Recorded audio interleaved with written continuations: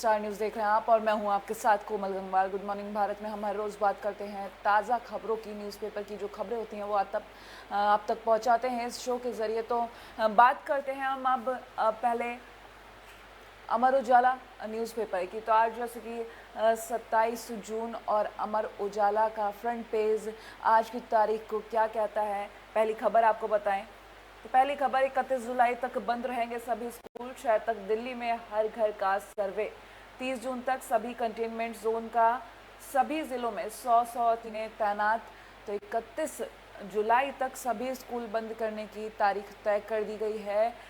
दिल्ली में जिस तरीके से कोरोना मरीज बढ़ते जा रहे हैं उसको देखते हुए 200 और मरीजों पर प्लाज्मा थेरेपी परीक्षण की इजाज़त दे दी गई है। दिल्ली के सीएम अरविंद केजरीवाल का साफ कहना है कि यह 200 और मरीजों पर प्लाज्मा थेरेपी का जो ट्रायल है वो किया जाएगा। उनसे थेरेपी परीक्षण की इजाज़त मिल गई है।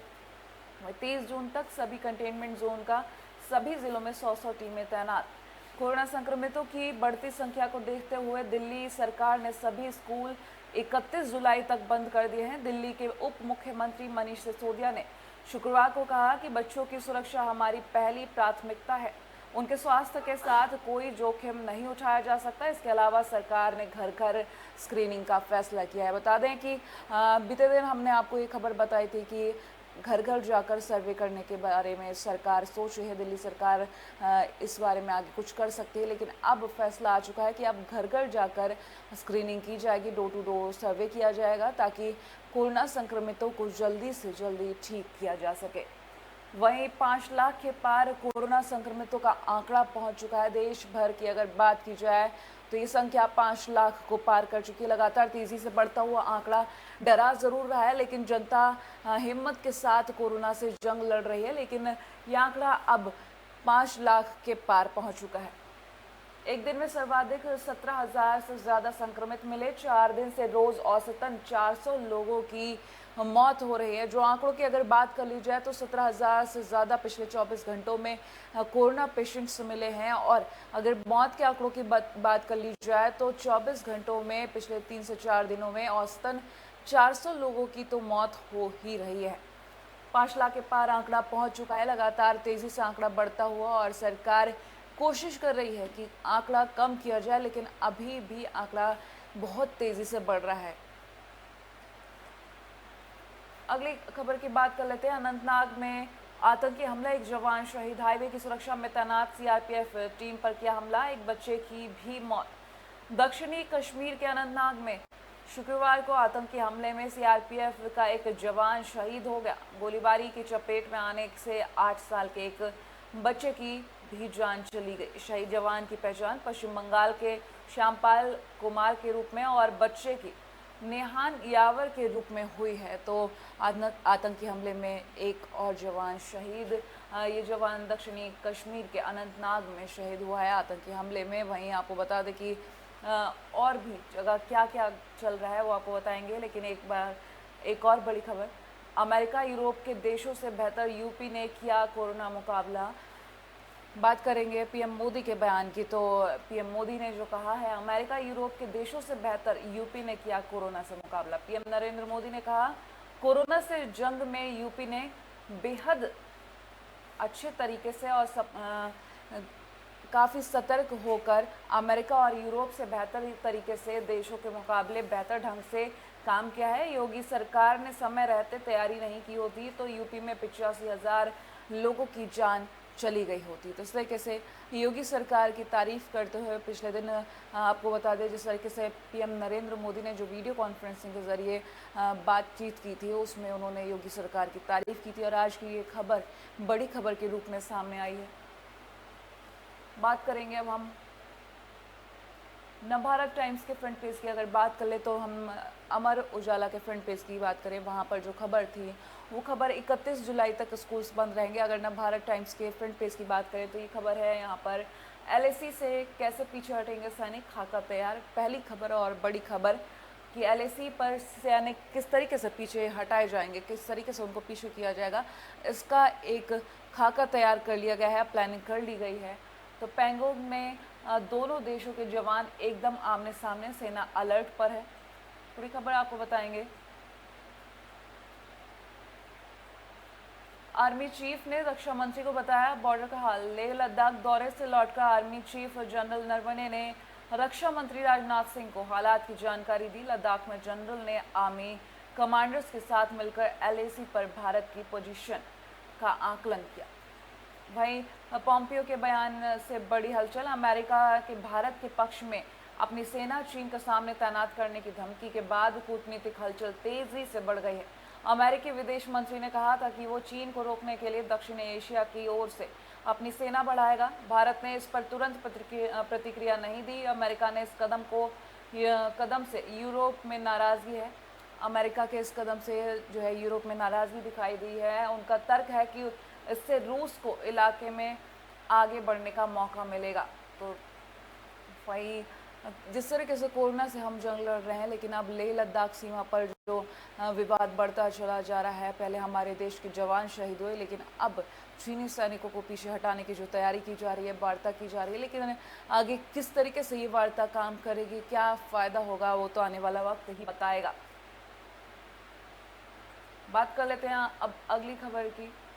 अमर उजाला के अगले पेज की हम बारे में बात करेंगे, लेकिन उससे पहले एक बार हम अब तक की खबरों की बात कर लेते हैं कि अब तक हमने किन खबरों पे बात की। कोरोना आंकड़े 5 लाख के पार जा चुके हैं। स्कूल्स दिल्ली की बात कर ली जाए तो दिल्ली के स्कूल्स 31 जुलाई तक बंद रहने वाले हैं। वहीं 200 और मरीजों पर प्लाज्मा थेरेपी से परीक्षण किया जाएगा। पिछली बार जब सीएम अरविंद केजरीवाल ने बात की थी तो 200 मरीजों के लिए इजाज़त दी थी। उसके बाद फिर से अब 200 मरीजों के लिए उन्होंने इजाज़त दी है। तो एक बार फिर से प्लाज्मा थेरेपी का परीक्षण किया जाएगा। बात करते हैं अब अमर उजाला के अगले पेज की। तो प्लाज्मा थेरेपी केंद्र की मंजूरी मिली। 200 मरीजों पर किया जाएगा परीक्षण। एलएनजेपी के बाद राजीव गांधी अस्पताल में शुरू हुई सुविधा। इससे पहले 29 मरीजों को दी गई थी ये थेरेपी। और आपको बता दें, जब प्लाज्मा थेरेपी की बातचीत की गई थी तब ही सीधा कहा गया था कि ये थेरेपी कारगर साबित हो सकती है। तो जिसको लेकर दिल्ली में एलएनजेपी अस्पताल में भी परीक्षण चल रहे थे और अब राजीव गांधी अस्पताल में ये परीक्षण चलेगा, जिसकी मंजूरी केंद्र की तरफ से दे दी गई है। वहीं आज से सीरो सर्वे, एंटीबॉडी से लगेगा संक्रमण का पता। 20,000 लोगों की होगी जांच, आधे घंटे में आएगा परिणाम। तो सीरो सर्वे दिल्ली में कहा गया था और वो आज से शुरू कर दिया जाएगा। कोरोना वायरस के फैलाव का पता लगाने के लिए शनिवार से दिल्ली में सीरो सर्वे किया जाएगा।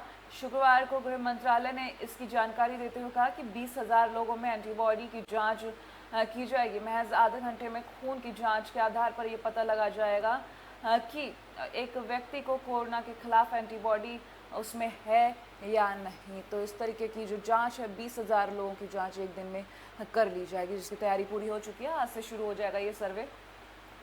वहीं एक दिन में 3,460 नए केस, 63 लोगों की मौत। दिल्ली की बात कर रहे हैं तो दिल्ली में एक दिन में ये हालात बिगड़ते हुए। स्वास्थ्य मंत्री सत्येंद्र जैन अस्पताल से डिस्चार्ज। बता दें, कोरोना पॉजिटिव होने के कारण उनका इलाज चल रहा था और अब उनको डिस्चार्ज कर दिया गया है। अगले पेज की खबर की बात कर लेते हैं, किस तरीके से आगे की खबरें हैं। जुलाई में 10वीं 12वीं की परीक्षा रद्द, फैसले पर कोर्ट की मोहर। तो जुलाई में जो 10वीं 12वीं की परीक्षा थी वो कैंसिल कर दी गई, रद्द कर दी गई है। उस पर कोर्ट की मोहर भी लग गई है, फैसला आ गया है। वहीं 31 जुलाई तक दिल्ली में सारे स्कूल बंद रहेंगे। ड्यू में एक कट ऑफ में एक बार ही रद्द होगा दाखिला। दिल्ली विश्वविद्यालय में नए सत्र के दाखिले में बार बार कॉलेज या फॉर्म और कोर्स बदलना संभव नहीं हो सकेगा। छात्र एक कट ऑफ में ही उनका दाखिला रद्द हो जाएगा या फिर एडमिशन मिल पाएगा। बात करेंगे अगले पेज की खबर की, किस तरीके से पढ़ाई की अगर बात कर ले तो ऑनलाइन क्लासेस बच्चों की चल रही हैं, लेकिन साथ ही साथ अब अगर हायर क्लासेस की बात करें, 12th 10th और या फिर ग्रेजुएशन की बात करें तो ये भी क्लासेस की परीक्षाएं 10th 12th की जो पोस्टपोन कर दी गई हैं, अभी रद्द कर दी गई हैं। लेकिन साथ ही साथ आपको बता दें और जो डिग्री हैं उनकी भी परीक्षाएं रद्द कर दी गई थी। फाइनल ईयर और फाइनल सेमेस्टर की बात कर लें तो बीते कुछ दिन पहले ही ये फैसला सामने आया था। और बात कर लें दिल्ली के लोकल खबर की तो पहाड़गंज में आप और नरेला जोन में भाजपा ने हमारी बाजी। दक्षिणी दिल्ली नगर निगम में सभी उम्मीदवार निर्विरोध, तो उत्तरी दिल्ली निगम में शुक्रवार को जोन अध्यक्ष, उपाध्यक्ष और स्थायी समिति सदस्य पद के लिए चुनाव में सदर पहाड़गंज जोन में आप और नरेला जोन में भाजपा ने मारी बाजी। तो अब बात कर लेते हैं हम नवभारत टाइम्स की बात करेंगे। अब अगली खबर की, बिजनेसमैन का घर लूटने आए एनकाउंटर में पकड़े 4 बदमाशों में से एक पर तो 27 मामले दर्ज। तो चोरी के मामले कितने सामने आ रहे हैं ये हम आपको हर रोज़ बताते हैं इसी शो के ज़रिए। जिस तरीके से हम शुरुआत करते हैं फ्रंट पेज की खबरों से, बड़ी खबरों से लेकर हर छोटी खबर, कहाँ पर क्या घटित हो रहा है, कौन सी घटना सामने आई, आपको इस शो के ज़रिए हर एक घटना के बारे में बताते हैं। वहीं 15 अगस्त की तैयारियों में जुटे, वहीं 15 अगस्त की तैयारियों को जांचने के लिए मॉक ड्रिल शुरू, पूरी खबर बताएंगे। स्वतंत्रता दिवस के मद्देनजर दिल्ली में आतंकी हमलों की साजिश को रोकने के लिए दिल्ली पुलिस और अन्य एजेंसियां कितनी तैयार हैं, इसका जायजा लेने के लिए शुक्रवार को एक विशेष मॉक ड्रिल की गई। सेंट्रल डिस्ट्रिक्ट के मजिस्ट्रेट और डीसीपी की निगरानी में डीडीयू मार्ग पर राउज एवेन्यू स्थित सर्वोदय बाल विद्यालय में ये ड्रिल है। तो ये ड्रिल बाल विद्यालय में हुई है और साथ ही साथ 15 अगस्त के लिए पूरी तैयारी कर ली जा रही है। हालांकि इस तरीके से कोरोना का संक्रमण बढ़ता जा रहा है और सभी आयोजन बंद कर दिए गए, रद्द कर दिए गए, लेकिन आने वाले समय में देखने वाली बात होगी कि किस तरीके से 15 अगस्त को ये आयोजन किया जाएगा या फिर स्वतंत्रता दिवस को मनाया जाएगा। अगले पेज की खबर की बात कर लेते हैं।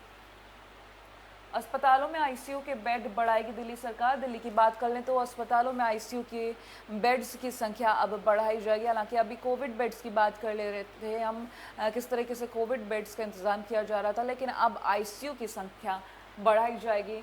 आईसीयू के बेड्स की संख्या बढ़ाई जाएगी। बुराड़ी में 450 बेड जोड़ने का प्रस्ताव कैबिनेट ने मंजूर कर दिया है और इस तरीके से आईसीयू बेड्स की संख्या जब बढ़ेगी तो मरीजों का इलाज भी उसी रफ्तार से बढ़ेगा।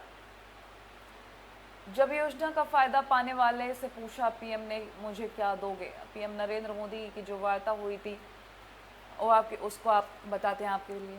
आत्मनिर्भर उत्तर प्रदेश रोजगार अभियान की शुक्रवार को वीडियो कॉन्फ्रेंसिंग की शुरुआत की। इस दौरान पीएम ने 1.25 करोड़ कामगारों को रोजगार देने वाली इस योजना के कुछ लाभार्थियों को से सामान्य व्यक्ति की तरह बातचीत की। इसमें खेती बाड़ी करने वाले बहराइच के तिलक राम भी थे। पीएम ने उनसे कहा कि आपके पीछे बहुत बड़ा मकान बन रहा है।